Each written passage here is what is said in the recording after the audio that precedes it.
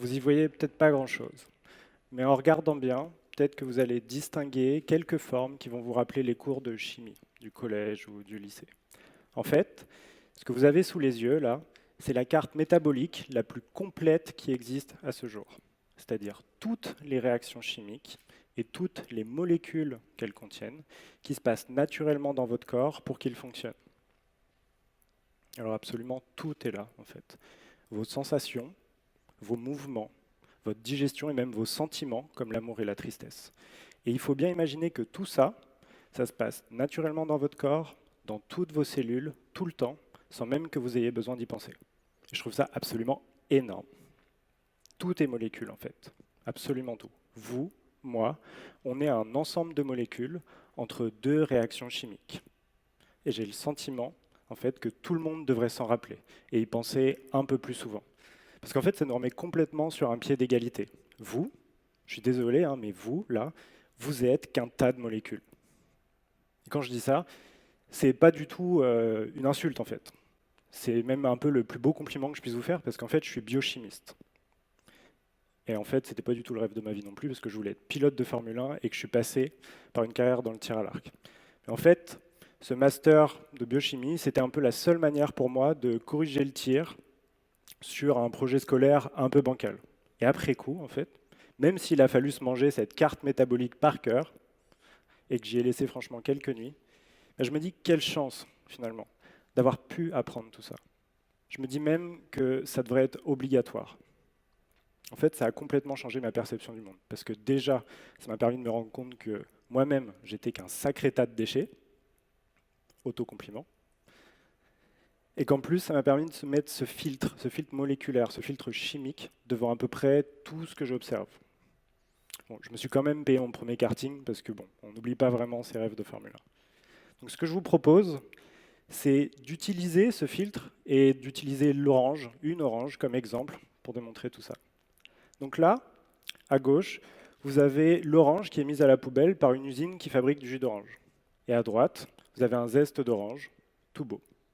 On est bien d'accord qu'en fait, c'est exactement la même chose. C'est-à-dire que physiquement, non, mais moléculairement, oui. Le zeste, c'est de la peau. Alors on peut se demander pourquoi aujourd'hui encore, il y a des usines qui existent et qui fabriquent du jus d'orange et qui jettent la totalité de leur peau d'orange, alors qu'en même temps, on construit des usines pour zester des oranges et jeter toute la pulpe qui contient le jus. Parce qu'en fait, quand on fabrique du jus d'orange, eh ben, on pèle l'orange et on jette la peau, on garde la pulpe et après on la presse, et une fois qu'elle a été pressée, on la met à la poubelle également, et on se débarrasse d'une majorité de l'eau qui est contenue dans le jus. Et bien, tout ça, mis bout à bout, ça fait quand même 80% de la masse d'une orange qui rentre dans une usine, qui en ressort par la poubelle. Et finalement, bon, que les choses soient belles ou moches, elles nous apportent exactement la même chose si elles contiennent les mêmes molécules. Si elles contiennent la même molécule, elles auront le même goût, la même odeur et les mêmes fonctions biologiques.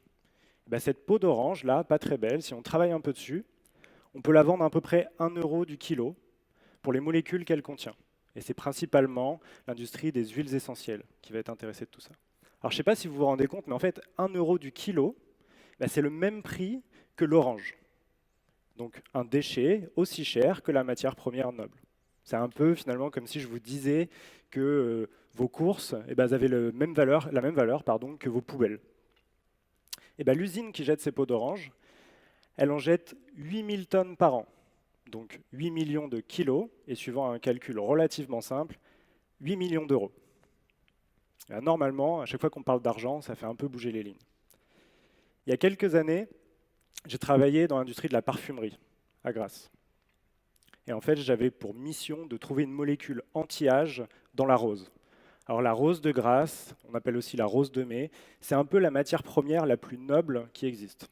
Très chère, très attractive, on s'en sert pour faire les plus grands parfums de la planète. Mais du coup, assez naturellement, on s'est dit que plutôt que d'avoir à racheter des tonnes de roses qui nous coûteraient très cher, on pouvait peut-être commencer par faire nos propres poubelles et aller chercher nos déchets de roses issus de la parfumerie et voir s'il n'y avait pas cette molécule dedans. Et effectivement, elle était dedans. Et maintenant, elle est dans une crème hydratante. Alors, mettre une peau d'orange à la poubelle, c'est un peu le b.a.-ba. Mais vous voyez, pour une rose, ça a généré quelque chose. Ça a été là un petit peu le début de la connexion. Si c'était possible, autant sur une orange, si banale, que sur une rose qui est si premium finalement, c'est peut-être qu'on pouvait le faire sur la totalité des déchets végétaux qui existent, de toutes les plantes, de tous les fruits, de tous les légumes. Et effectivement, il semblerait qu'il y ait une solution. Je vous propose de la voir comme ça. Chaque déchet de chaque usine est en quelque sorte la matière première idéale d'une autre usine, d'une autre industrie. Et en fait, il suffit de trouver cette industrie, un peu comme la peau d'orange qui a dû trouver l'industrie des huiles essentielles. Et ben c'est ça le projet que j'anime au quotidien, le projet Renversance. En fait, j'ai fondé une start-up qui a pour objectif et pour mission de rendre tous les déchets sexy. Donc on les transforme en nouveaux produits, des produits techniques, des produits stratégiques pour les entreprises agroalimentaires et cosmétiques qui peuvent du coup les réutiliser et économiser beaucoup de ressources naturelles et pas mal d'argent au passage. Donc, en fait, les peaux de banane sont devenues des steaks végétaux. Tout ce qui reste des graines de lin, après qu'on en ait pressé l'huile, c'est devenu une super fibre épaississante pour toutes les pâtes à tartiner. Et la pellicule de cacao qui tombe quand on les torréfie, les fèves, pour fabriquer le chocolat, ça nous permet aujourd'hui d'aromatiser des laits végétaux et des bières. Et vous savez, en fait, le paradoxe dans tout ça, c'est que le modèle qui nous sert de base, le modèle dont on s'inspire le plus pour développer notre activité, il n'est pas du tout éco-responsable. En fait, le modèle dont on se sert le plus, c'est le pétrole. En fait, le pétrole, ce qui pollue énormément, c'est quand on utilise ces produits, les produits qu'on produit avec le pétrole. Mais en fait, sa fabrication, elle est relativement équilibrée. En fait, le pétrole, on l'extrait du sol et on le met dans une énorme marmite. Et cette marmite, on la fait monter en température petit à petit. Donc la température arrive à peu près 20 degrés et là, le pétrole commence à buller. S'il bulle, c'est qu'il y a des gaz qui s'échappent. Ces gaz, on les récupère, on les met dans des bouteilles et c'est le propane et le butane. Et là, la température continue de monter. Et elle arrive au bout d'un moment à 150 degrés. À 150 degrés, c'est les essences qui s'échappent. Et les essences, c'est l'essence, c'est celle qu'on met dans la voiture. La température continue de monter, et là, on arrive à peu près à 300 degrés, et vous allez me dire que c'est impossible, c'est beaucoup trop facile pour que ce soit vrai. Mais en fait, c'est le gasoil qui s'échappe. Et la température continue de monter, évidemment, il faut faire bouger les avions, donc le kérosène arrive, et s'échappe enfin le fioul. Et vous voyez, le fioul, il est très épais, très visqueux, très noir, c'est pour ça qu'il s'évapore en dernier. Et vous pensez probablement qu'à la fin de ça, il reste un déchet au fond de la cuve et qu'on le mettrait à la poubelle. Alors effectivement, il reste quelque chose au fond de la cuve, mais on ne le met pas du tout à la poubelle parce que ce qui reste au fond de la cuve, en fait, c'est les bitumes, ce qui nous sert à faire toutes les routes pour utiliser tous les produits du pétrole. Alors vous voyez, en fait, dans une matière première, le pétrole, on a réussi à créer 6 à 10 produits qui ont absolument tous révolutionné notre civilisation. Donc le chauffage, les transports et même toutes les routes qui permettent d'utiliser ces moyens de transport.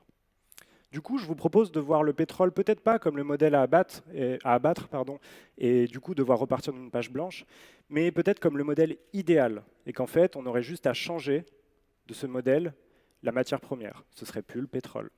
Et dans ce modèle, tous les déchets, tous les sous-produits trouveraient une nouvelle utilité dans un nouveau marché, un peu comme le bitume, finalement, qui était le déchet du pétrole. Ça désacralise pas mal, non? Mais en fait, si je désacralise totalement, et que je suis honnête avec vous, je dois vous avouer que même si je passe la totalité de mon temps libre dans la nature, mes convictions environnementales, ce n'est pas du tout elles qui sont à l'origine de mon activité, en fait, et de ce concept, de cette start-up. La vérité, c'est que si vous me voyez aujourd'hui comme un petit héros de l'écologie, j'étais surtout là pour me faire pas mal de cash. Je vendais cher des choses dont personne ne voulait, les déchets. Il suffisait juste de trouver 7 personnes. En fait, ça me frustrait tellement de voir toutes ces usines dans lesquelles il y avait de la valeur perdue, que je me disais tout simplement que cette valeur, ça pouvait devenir la mienne. Et que si c'était les 8 millions d'euros que l'usine qui jette les pots d'orange met à la poubelle, s'ils étaient dans ma poche, ça ne me posait aucun souci.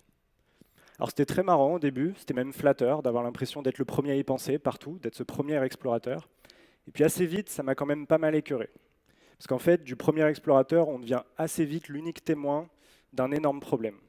Tous ces produits, toutes ces montagnes de déchets, c'est des choses qui sont produites en utilisant la terre, en utilisant des tonnes d'énergie, et qui sont produites par des gens, et qu'on valorise à peine 20% de ce qu'elles sont. Alors je ne sais pas si vous imaginez, vous, être un agriculteur et vendre une orange en sachant que de toute façon, 80% de tout ça part à la poubelle. Mais en fait, moi, je trouve ça super insultant. Et du coup, j'ai vu des centaines de tonnes de pépins de framboise qui auraient pu donner une superbe huile pour la cosmétique, des dizaines de tonnes de poudre de cannelle qui n'étaient même pas utilisées alors qu'on aurait pu les utiliser comme poudre de cannelle tout simplement, et 8000 tonnes de peau d'orange, punaise. Et en fait, c'est là qu'elle est née ma conscience écologique, sur le terrain.